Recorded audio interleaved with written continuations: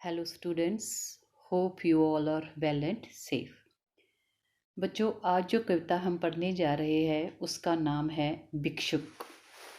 कवि का नाम है सूर्यकांत त्रिपाठी निराला जी और पेज नंबर है 90। इस कविता में कवि ने बताया है कि एक गरीब किस प्रकार से अपना दुखमय जीवन व्यतीत करता है। आइए शुरू करते हैं।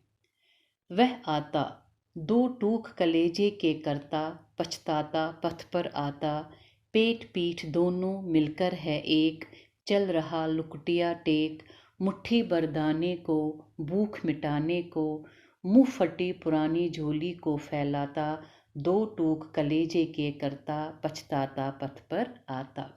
दो टूक कलेजे के करता, इसका अर्थ है हृदय को बहुत ही दुख पहुंचाता हुआ।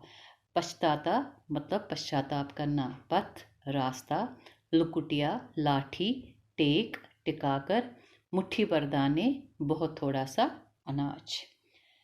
वह आता दो टूक कलेजे के करता, पछताता पथ पर आता। तो कवि कहता है कि उन्होंने सड़क पर आते हुए एक भिखारी को देखा जो अपना अभिमान, अपनी इज्जत एक ओर रखकर अपने कलेजे के दो टुकड़े करके लोगों के सामने हाथ फैलाता है।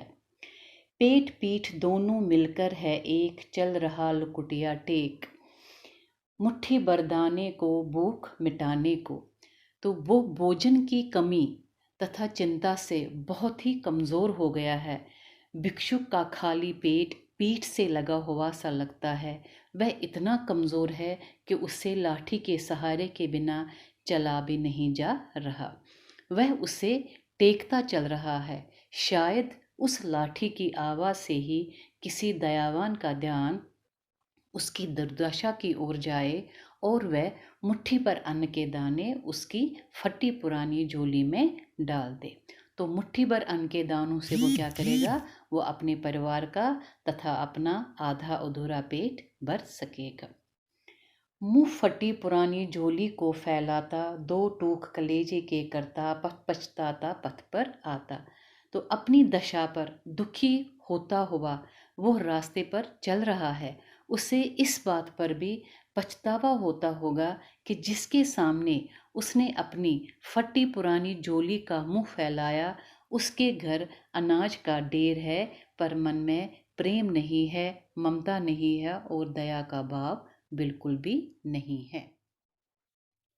साथ दो बच्चे भी है सदा हाथ फैलाए, बाएं से वो मलते हुए पेट को चलते और दाहिना दया दृष्टि पाने की ओर बढ़ाएं। भूख से सूख ऊंट जब जाते, दाता बाग विदाता से क्या पाते, घूंट आंसुओं के पीकर रह जाते। दया दृष्टि का अर्थ है दया प्राप्त करना। दाता भाग्य विदाता देने वाला, जो हमारे भाग्य का निर्माण करता है, हमारा भाग्य लिखता है। घूंट आंसुओं के पीकर मतलब अंदर ही अंदर, भीतर ही भीतर दुखी होकर रह जाना। साथ दो बच्चे भी है सदा हाथ फैलाए, बाएं से वे मलते हुए पेट को चलते और दाहिना दया दृष्टि पाने की ओर बढ़ाए। भिक्षुक के साथ उसके दो बच्चे भी है। तो उन बच्चों का दाहिना हाथ जो है हमेशा फैला ही रहता है कि शायद कोई दयावान व्यक्ति उन पर तरस खाकर उन्हें खाने के लिए कुछ दे दे। वे उल्टे हाथ से अपना पेट मलते हुए चलते हैं। इसके तो दो कारण हो सकते हैं। एक ओर से वे अपनी भूख को दबाने की कोशिश कर रहे हैं और दूसरी ओर से वे इशारे से अपनी भूख को दिखा रहे हैं, प्रदर्शित कर रहे हैं। ये सोचकर कि उनका ये संकेत जो है, इशारा जो है, शायद किसी के मन में दया का भाव जागृत कर दे और उन्हें खाने के लिए कुछ मिल जाए। भूख से सूख ऊठ जब जाते, दाता बाग विदाता से क्या पाते, घूंट आंसुओं के पीकर रह जाते। भूखे रहकर उनके होंठ जब सूख जाते हैं तो उन पर पपड़ी जम जाती है, जिन्हें देखकर ऐसा लगता है कि उन्होंने अपने ईश्वर से कुछ भी नहीं पाया है, इसलिए वे अपमान और दुख के आंसुओं का घूंट पीकर रह जाते हैं। अपने दुख को वे अंदर ही अंदर दबा लेते हैं। उनकी स्थिति में सच्चाई है। यही कारण है कि उनकी दीनहीन दशा से कवि का हृदय जो है दुख से भर जाता है।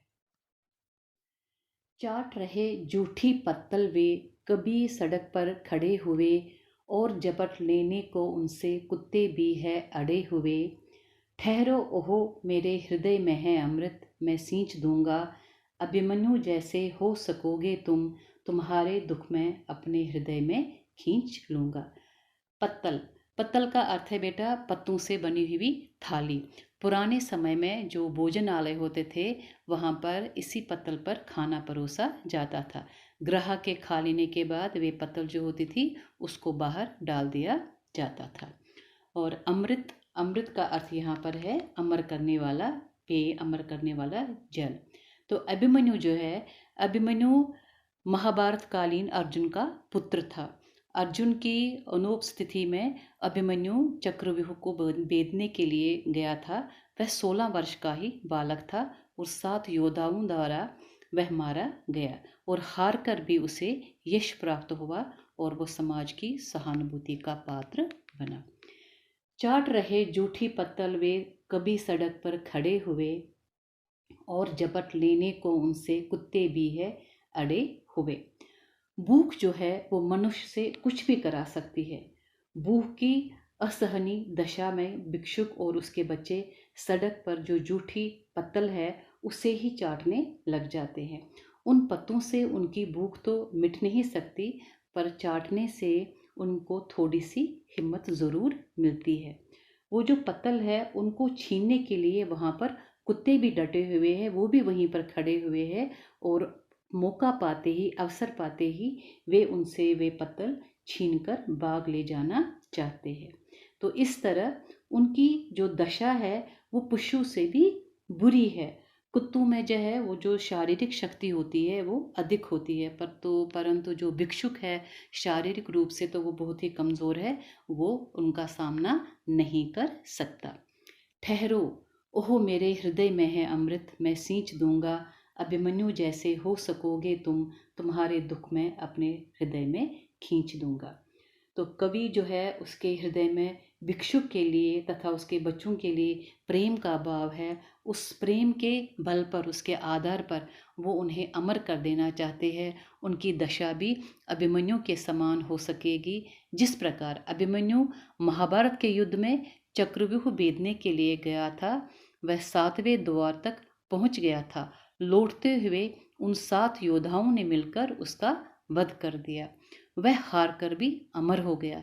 सबका प्रेम और सहानुभूति उसे मिली। इसी प्रकार भिक्षु के दर्द को, उसकी असफलता को, उसकी दीनहीन दशा को कवि अपनी कविता के माध्यम से जन जन तक पहुंचाएंगे, प्रत्येक व्यक्ति तक पहुंचाएंगे और सहृदय समाज के मन में उसके लिए प्रेम और सहानुभूति जगाएंगे।